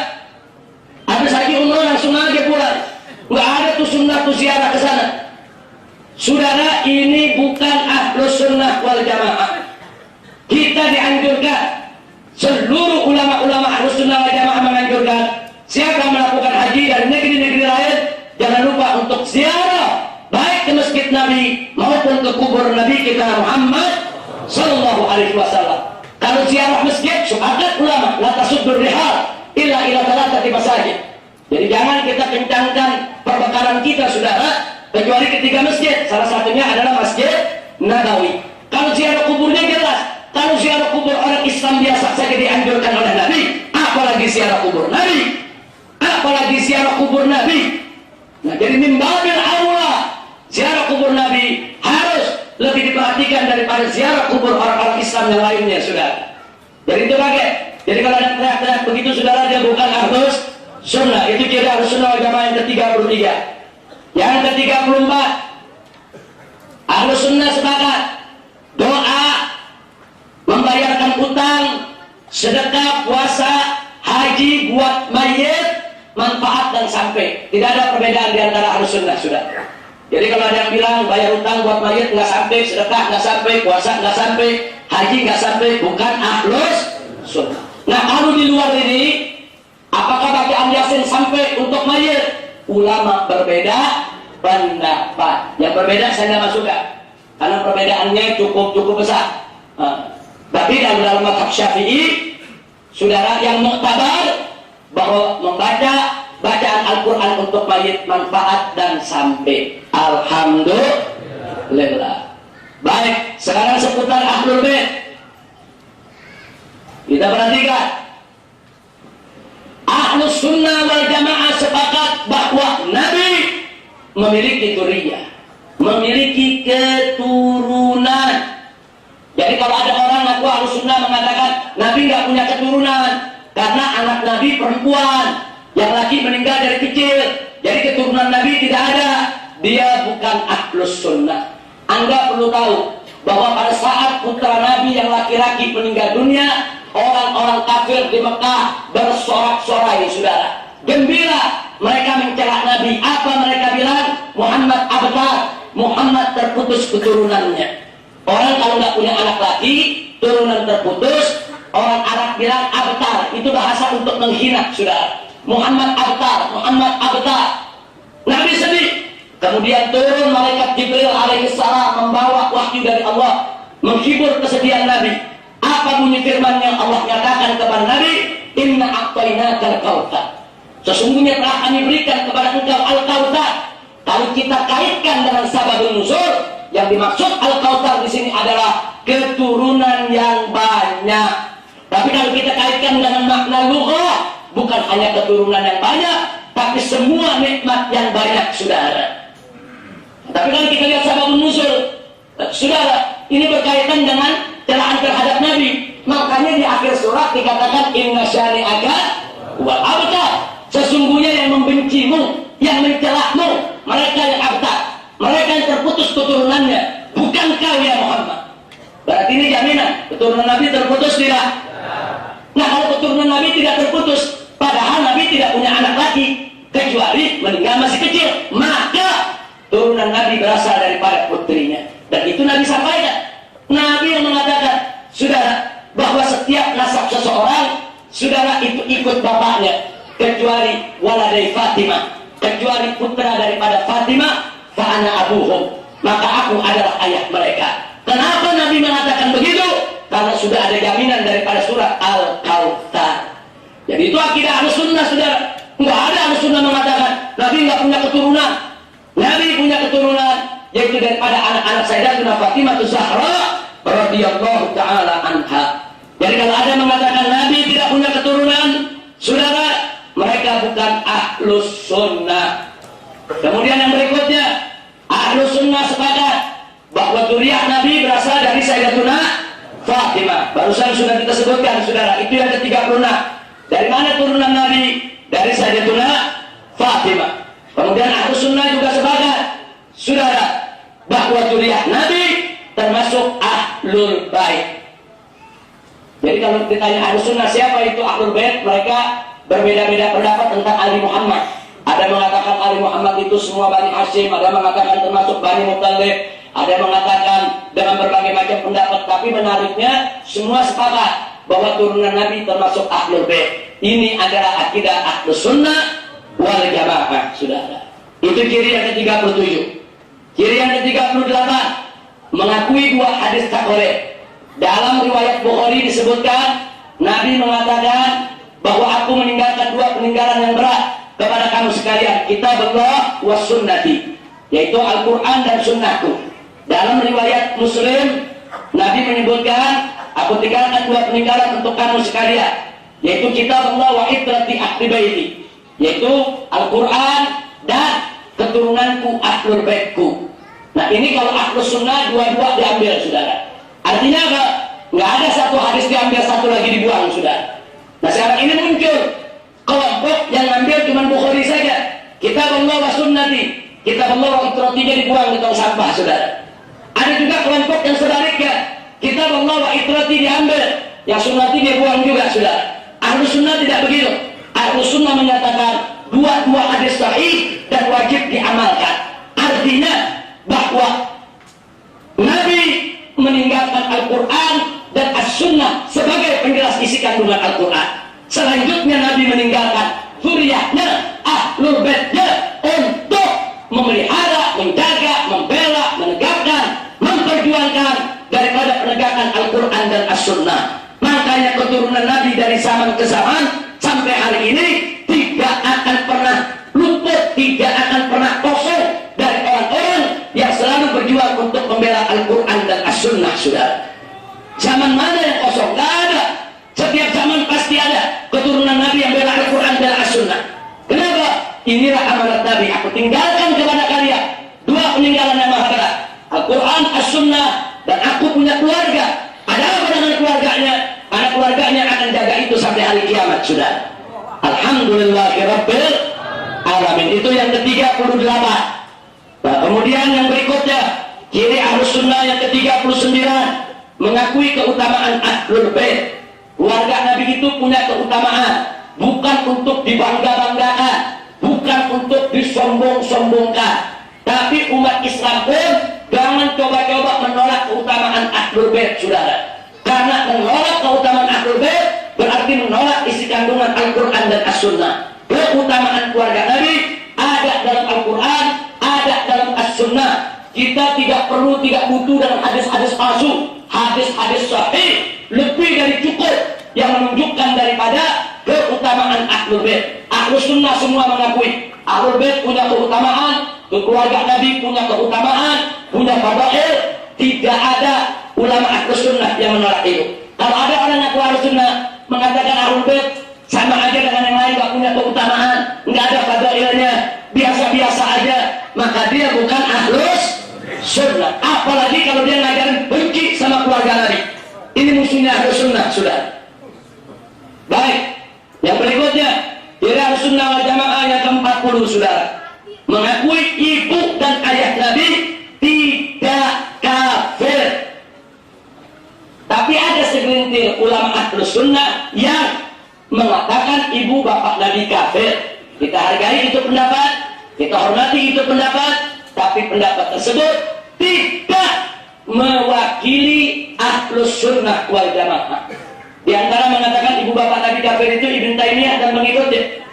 Kita hormati mereka sebagai saudara-saudara muslim kita, tapi pendapat Ibn Taimiyah dalam perkara ini atau siapapun yang mengatakan dalam perkara ini tidak representatif mewakili daripada akidah Ahlus Sunnah wal Jamaah. Ini seputar Ahlul Bait, ciri Ahlus Sunnah wal Jamaah yang ke-40. Baik, ciri Ahlus Sunnah wal Jamaah seputar sahabat yang ke-41. Semua Ahlus Sunnah wal Jamaah sepakat bahwa kaum Muhajirin dan kaum Ansor adalah sahabat Nabi. Semua Muhajirin dan Ansor yang ketemu Nabi, beriman kepada Nabi, meninggal dunia dalam keadaan mukmin, mereka semua adalah sahabat Nabi. Tidak ada perbedaan pendapat di antara ulama Ahlus Sunnah, saudara. Yang kedua, mereka yang ketemu Nabi atau lihat Nabi dan berakhlak bagus, semua ulama Ahlus Sunnah sepakat mereka adalah sahabat Nabi. Yang mereka berbeda, bagaimana yang ketemu Nabi, lihat Nabi, masuk Islam, mati dalam keadaan Islam, tapi sejarah hidupnya tidak bagus, akhlaknya tidak baik. Ini yang ulama Ahlus Sunnah berbeda pendapat, saudara. Yang berbeda saya nggak masukkan. Saya masukkan hanya yang sepakat, atau yang mayoritas sepakati, saudara, sebagai ciri Ahlus Sunnah wal Jamaah. Yang ke-43, mengakui keutamaan sahabat. Jadi nggak ada Ahlus Sunnah yang menolak keutamaan sahabat. Sahabat itu punya fadail, tidak boleh kita hina mereka, tidak boleh kita celak mereka, tidak boleh kita mempergunjingkan mereka. Mereka sahabat-sahabat Nabi yang mulia, yang wajib untuk kita cintai, saudara. Baik sahabat yang derajatnya tinggi sampai sahabat yang derajatnya rendah sekalipun, tidak boleh untuk kita pergunjingkan dan kita hina, apalagi dicaci maki, saudara. Ini ciri Ahlus Sunnah wal Jamaah. Jadi kalau ada suka mencaci maki sahabat, berarti Ahlus Sunnah bukan? Bukan. Baik, kemudian yang berikutnya yang ke-44, Ahlus Sunnah sepakat walaupun mereka semua mengakui keutamaan sahabat, tapi mereka sepakat sahabat tidak maksum, saudara. Ya, sahabat memang tidak salah, sebagaimana salahnya manusia yang lain, tapi mereka lebih dekat dapat pengampunan dari Allah daripada kita-kita yang hidup di zaman sekarang ini, saudara. Karena jasa mereka yang begitu besar memperjuangkan Islam di zaman Nabi kita Muhammad Sallallahu Alaihi Wasallam radhiyallahu anhum ajma'in. Baik, yang ke-45, memaklumi pertikaian sahabat. Ini ciri Ahlus Sunnah. Ahlus Sunnah bukan tutup mata dari pertikaian sahabat. Oh, Sayyidina Ali perang dengan Siti Aisyah, dengan Zubair, dengan Talha, dengan Muawiyah, bukan tutup mata. Di buku-buku Ahlus Sunnah diceritakan bagaimana dahsyatnya peperangan tersebut. Tidak ada Ahlus Sunnah yang menyembunyikan itu, saudara. Dusta kalau ada mengatakan Ahlus Sunnah menyembunyikan fakta sejarah. Enggak ada. Anda boleh buka kitab Tarikh Ibn Katsir, Tarikh Ibn Katsir, saudara. Semua lengkap itu cerita bagaimana pertikaian yang terjadi. Jadi Ahlus Sunnah tidak pernah menutupi, tapi Ahlus Sunnah memaklumi pertikaian tersebut sebagai bagian daripada ijtihad mereka. Enggak boleh gara-gara pertikaian tersebut dijadikan alasan untuk mencaci maki mereka, membenci mereka, apalagi memusuhi mereka, saudara. Nah, kemudian ciri Ahlus Sunnah wal Jamaah yang ke-46, Sebagai lanjutan dari barusan, tidak boleh menghina sahabat. Ini ciri Ahlussunnah. Kalau udah menghina sahabat, dia bukan Ahlussunnah, sudah. Baik. Nah, yang berikutnya seputar konflik sahabat. Kita bicara khusus konflik. Ahlussunnah wal Jamaah sepakat bahwa Ali radhiyallahu taala anhu benar dan yang lawannya salah, sudah. Nggak ada Ahlussunnah mengatakan Sayyidina Ali salah. Waktu Sayyidina Ali dilawan oleh Siti Aisyah, Zubair, Thalha, Muawiyah, Ahlussunnah semua mengatakan Sayyidina Ali fil haq. Sayyidina Ali di jalan yang benar dan dia adalah khalifah yang sah tanpa menghina mereka-mereka yang berontak, sudah. Kemudian yang kedua, Ahlussunnah sepakat bahwa Sayyidina Hasan ketika berhadapan dengan Muawiyah, jadi Muawiyah juga merongrong Sayyidina Hasan dengan pemberontakannya, sepakat Ahlussunnah bahwa Sayyidina Hasan benar, Muawiyah yang salah, sudah. Nggak ada Ahlussunnah mengatakan Sayyidina Hasan salah. Bahkan Ahlussunnah memuji yang akhirnya Sayyidina Hasan mengalah, menyerahkan kekuasaan kepada Muawiyah. Nah, kemudian yang berikutnya, Ahlussunnah sepakat Sayyidina Husain benar dan Yazid salah, sudah. Jadi kalau ada orang mengaku Ahlussunnah mengatakan Sayyidina Ali salah, Sayyidina Hasan salah, Sayyidina Husain salah, yang benar lawan-lawannya, mereka bukan Ahlussunnah. Hati-hati saudara, Ahlussunnah nggak ada perbedaan soal ini. Kemudian baik, itulah perbedaan ke-47, 48 dan 49. Perbedaan yang ke-50, Ibnu Zubair. Jadi Ibnu Zubair waktu mengambil alih kekuasaan khilafah di Mekah dan menjadi khalifah, sepakat Ahlussunnah mengatakan Abdullah Ibnu Zubair benar, Marwan yang salah, saudara. Nggak ada ulama mengatakan Marwan benar, Zubair yang salah. Jadi Ibnu Zubair berada di pihak yang benar. Ini seputar konteks sahabat dari ciri Ahlussunnah wal Jamaah. Baik, yang berikutnya, Sayyidina Ali lambat memberikan baiat kepada Abu Bakar Siddiq hanya merupakan soal ijtihad. Jadi Ahlussunnah mengakui ya, Sayyidina Ali terlambat memberikan baiat 6 bulan. Tetapi ini hanya menyangkut soal ijtihad. Tidak ada permusuhan antara Ali dan Abu Bakar Siddiq. Inilah akidah Ahlussunnah wal Jamaah. Cirinya ke-51. Kemudian yang berikutnya, perselisihan yang terjadi antara Sayyidatuna Fatimah Zahra radhiyallahu taala anha dan Sayyidina Abu Bakar Siddiq radhiyallahu anhu tentang tanah fadak, tentang warisan Nabi, itu hanya merupakan ikhtilafun fiqhi. Jadi jangan ada yang lebih-lebihkan, oh Siti Fatimah sama Sayyidina Abu Bakar bermusuhan, saling benci. Enggak betul. Saling caci maki, enggak betul. Ikhtilaf fikih. Siti Fatimah merasa itu merupakan warisan dari Nabi yang harus didapat. Sayyidina Abu Bakar berpegang, Nabi pernah berpesan bahwa para Nabi itu tidak meninggalkan warisan. Nah, akhirnya terjadi perbedaan pendapat, saudara. Nah, ya ahlan wa sahlan, Habibana, tafadhal, dikasih jalan.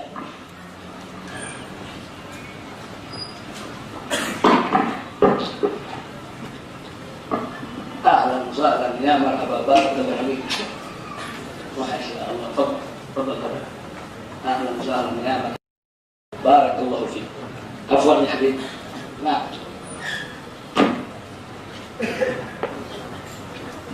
jadi selamat datang kepada guru kita Al-Muhtaram Al-Mukarram Sayyidil Walid Al-Habib Ali bin Sahil, hafidhahullah ta'ala wa ra'ah, wa matarallahu bituli hayatih wa nafa'ana bi'ulumih fid din wa dunya wal akhirah, amin ya rabbal alamin. Taqabbalallahu minna wa minkum wa taqabbal ya karim.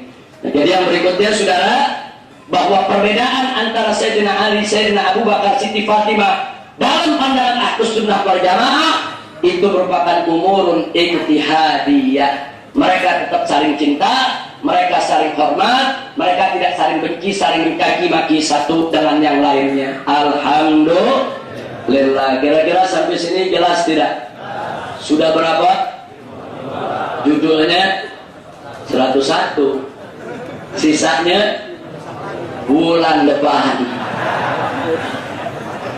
Iya, 101 ciri Ahlussunnah wal Jamaah. Tapi kira-kira dengan 52 ini paham tidak? Sudah kelihatan yang namanya Ahlussunnah? Baik. Nah, silakan. Jadi ini yang perlu kita ketahui, berarti masih sisa separuh lagi. Baik, ya kawan. Nah, sekarang kita di sini ada tamu, Al Habib Hashim Al Hamid. Nah, kita minta kepada beliau kulaiman. Nah, untuk kita semua soal ahli sunnah wal jamaah, biar kita jadi natamassa biar kita di ahli sunnah wal jamaah, dan kita ada mentakfir bainal muslimin insya Allah. Baik, siapa di sini sekali? Di sini ada Habib Abdurrahman bin Ahmad Asegaf, guru kita, supaya beliau bersedia menjadi penterjemahnya. Tafadhal, gom ya Habib Hashim.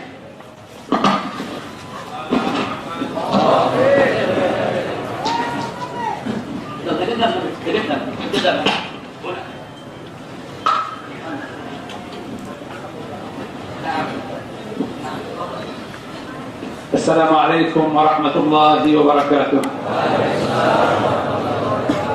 الحمد لله ونصلي ونسلم على سيدنا رسول الله وعلى آله ومن والاه، وبعد، فهنيئا لكم هذه المجالس المباركة العلمية التي مدحها سيدنا علي بن أبي طالب عندما قال setelah mengucapkan alhamdulillah dan salawat kepada Nabi Muhammad sallallahu alaihi wasallam, beliau memuji, alhamdulillah kita berada di majlis yang telah dipuji oleh Sayyidina Ali bin Abi Thalib radhiyallahu anhu. ما الفخر إلا لأهل العلم أنهم على الهدى لمن استهدى أدلاءه، وقدر كل امرئ ما كان يحسنه، والجاهلون لأهل العلم أعداء، ففز بعلم تعش حيا به أبدا، الناس موتى وأهل العلم أحياء. Ini merupakan sebuah majelis yang sangat-sangat luar biasa, karena memang dengan ilmu kita akan mendapatkan kemuliaan, dan begitu banyak orang-orang yang menjadi musuh ketika mereka bodoh karena tidak mengerti ilmunya. Bahkan saat orang-orang mati, di waktu orang mati, orang yang berilmu tetap hidup di hadapan Allah Subhanahu wa taala tentunya. حبيبنا وشيخنا الحبيب رزق بن شهاب يؤصل لكم حقائق العلم التي مكث فيها النبي صلى الله عليه وسلم 13 عاما وهو يدعو إلى لا إله إلا الله محمد رسول الله. Al-Habib Rizik alhamdulillah telah memberikan penjelasan kepada kita dakwah yang diajak oleh Nabi selama 13 tahun di kota Makkah, yaitu dakwah berkaitan dengan tauhid. لتتعلموا أسرارها ثم تتحققوا بها وتتعلقوا بها. Supaya kita mengetahui hakikatnya dan juga bisa kita mewujudkannya, sehingga kita bisa tahu rahasia-rahasia daripada ajaran Nabi Muhammad SAW, yaitu berkaitan dengan akidah ini. ثم معرفتكم لأعظم إنسان وأكمل إنسان وأشرف إنسان نبينا محمد صلى الله عليه وسلم. Sehingga kalian mengetahui dan mengenal manusia yang paling mulia, manusia yang paling agung, yaitu tentunya Nabi kita Nabi Muhammad sallallahu alaihi wasallam. الذي قال لنا لا يؤمن أحدكم حتى أكون أحب إليه من نفسه وولده ووالده والناس أجمعين. Yang telah mengatakan bahwa kalian ini tidak akan mendapatkan iman yang sempurna sehingga kalian mencintai aku, yaitu Rasulullah, melebihi diri kalian, bapak kalian, dan seluruh manusia. ثم تدرج لنا شيخنا في معرفة الصحابة وعظمة الصحابة والأدب والعلم الذي كان بين الصحابة للنبي صلى الله عليه وسلم. Kemudian beliau juga, Habib Rizik, menjelaskan kepada kita bagaimana para sahabatnya Nabi Muhammad sallallahu alaihi wasallam, bagaimana para sahabat kedudukannya dengan Rasulullah sallallahu alaihi wasallam. حتى ارتبطوا بالعلم وارتبطوا مع العلم بالأدب.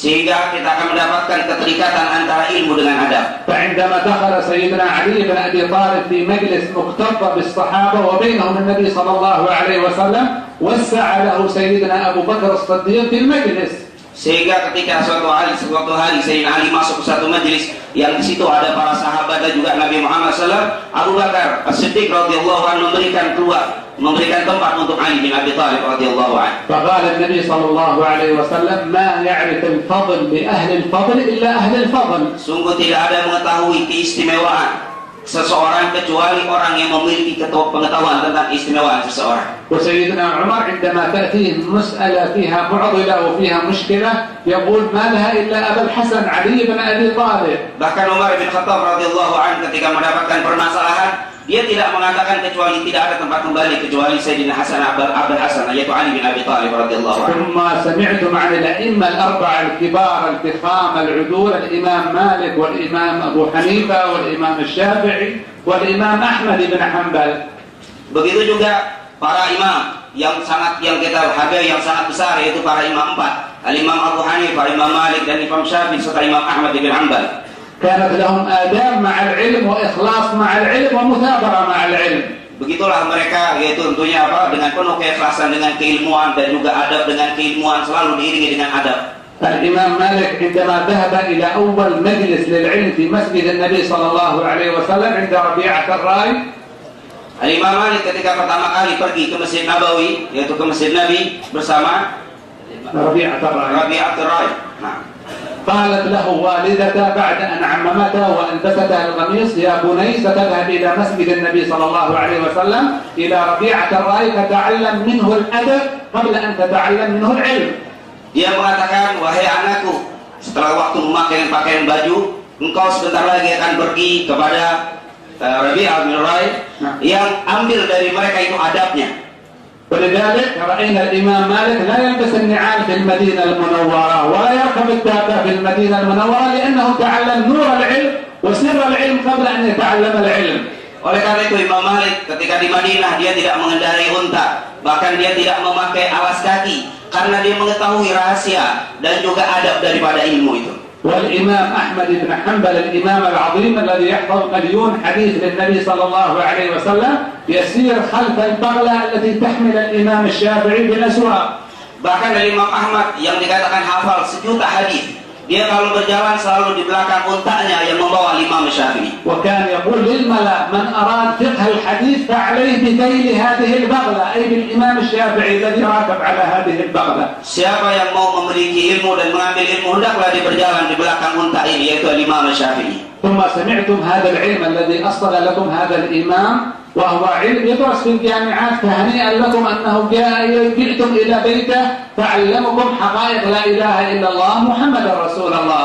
Dan sebenarnya ilmu-ilmu yang kita dapati ini ada dipelajari di universitas-universitas dan juga sudah kita dapati di sini alhamdulillah tentang hakikat la ilaha illallah. لكي تتعلموا معنى من كثر علمه قل إنكاره. Supaya kita mengetahui siapa yang banyak ilmunya, dia akan sedikit mengingkari, tidak mudah mengingkari. وإذا كانت هذه الحكمة من كثر علمه قل إنكاره فمفهومها أن من قل علمه زاد إنكاره. Dari pemahaman ini baru kita ketahui bahwa yang sedikit ilmunya dia akan mudah mengingkari pendapat-pendapat yang lain. ثم نجد هذا العلوم التي أصلناها لكم وأصلهم لكم هذا الشيخ المبارك لتؤسسوا أولادكم على حقائق هذه المحبة لهذا الدين العظيم الذي جاء به نبينا صلى الله عليه وسلم. Tentunya yang disampaikan oleh guru kita bersama untuk kita sampaikan kepada anak-anak kita biar anak-anak kita mempunyai pendirian akidah yang mantap untuk anak-anak kita semua. في حقائق التعامل مع الناس الجهلة ممن حواليكم ممن لم يدركوا معاني لا إله إلا الله محمد رسول الله. Supaya bisa bertaamul, bisa bersosialisasi dengan orang-orang di sekitar kita yang kadang-kadang mereka tidak mengerti. Supaya kita bisa dan anak-anak kita bisa bertaamul, artinya bersosial dengan orang di sekitar kita yang banyak tidak mengerti saat ini. هناك مواصفات أخيرة نذكرها في نهاية هذه الجلسة تحتاج أن يفصلها لكم شيخكم في دروس قادمة. مواصفات الداعية الذي يتعامل مع الناس التي طلبها سيدنا موسى من رب العزة عندما قال له اذهب إلى فرعون إنه طغى. Tentunya kalau kita ambil kesimpulannya ini supaya kita sebagai dai bisa bersikap dengan orang yang kita dakwahi. Sebagaimana Nabi Allah Musa alaihissalam ketika diberitakan oleh Allah kepada Fir'aun yang begitu luar biasa Fir'aun, tapi dia bilang idza ila fir'auna innahu tagha. الفرعنة تتجدد في كل زمان وفي كل مكان والطغيان يتجدد في كل زمان وفي كل مكان. Begitulah kemaksiatan semakin hari dan semakin terus akan ada dan akan bertambah. ولذلك ألهم الله سيدنا موسى عندما قال رب اشرح لي صدري ويسر لي أمري واحلل عقدة من لساني يفقهوا قولي واجعل لي وزيرا من أهلي هارون أخي. Itulah akhirnya Nabi Allah Musa alaihissalam berdoa kepada Allah Subhanahu wa taala untuk dilapangkan dadanya dengan membaca Rabbi shrah li sadri wa yassir li amri dan seterusnya doa yang dibaca oleh Nabi Allah Musa alaihissalam. هذه مواصفات الداعي الحقيقي الذي يتعامل مع مستجدات الدعوة في كل زمان ومكان. Inilah sifat sebagai seorang dai yang harus ada di perkembangan zaman yang ada setiap zaman ini perkembangan. أسأل الله سبحانه وتعالى أن يكرمكم بهذه المجالس ويبارك لنا ولكم إن شاء الله بأسرارها وأنوارها ويعطينا من بركاتها وأنوارها. اللهم أكرمنا بالعلم وزينا بالحلم وحفظنا بالتقوى والاستقامة وافتح على شيخنا إن شاء الله وبارك في عمره المدين وفي ذريته وفي أهله وفي طلابه يا أكرم الأكرمين. حضرنا هذا المجلس تكريما لك وتكريما لحبيبك محمد صلى الله عليه وسلم. اللهم حبب إلينا الإيمان وزينه في قلوبنا كره إلينا الكفر والفسوق والعصيان واجعلنا من الراشدين يا رب. نعوذ بك من قلب لا يخشع ومن عين لا تدمع ومن دعاء لا يستجاب له. سمعنا وأطعنا غفرانك ربنا وإليك المصير. ربنا ظلمنا أنفسنا وإن لم تغفر لنا وترحمنا لنكونن من الخاسرين. ربنا آتنا في الدنيا حسنة وفي الآخرة حسنة وقنا عذاب النار والحمد لله رب العالمين والعفو منكم. Jazakumullahu khairal jazaa. Terima kasih kepada Habib Hashim Al-Hamid yang datang dari Hadramaut, dari Yaman, luar biasa yang beliau sampaikan kepada kita. Mudah-mudahan beliau diberkahi oleh Allah Subhanahu wa taala, dimudahkan segala urusannya, dan Allah Subhanahu wa taala yaitu memakbulkan daripada hajatnya datang di Indonesia ini. Dan terima kasih kepada Ustaz As-Sayyid yaitu Abdurrahman bin Ahmad As-Sagaf ya Ghairul Tarjih, sudah menerjemahkan dengan begitu bagus, begitu lancar, dan isinya juga tiada kurang. Mudah-mudahan beliau juga senantiasa diberikan oleh Allah sehat walafiat, panjang umur dalam taat dan ibadah. Amin ya rabbal alamin. Salli wa sallim ala madar salli wa sallim daiman ala madar wal ali wal ashabi man wahada wal ali wal ashabi man qad wahada